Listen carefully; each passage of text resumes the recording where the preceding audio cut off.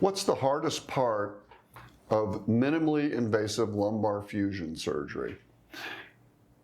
I'm not sure if that question was meant for the surgeon or for the patient, but for the surgeon, we're working through a much smaller space, usually through a tube or an expandable type tube, and doing the fusion.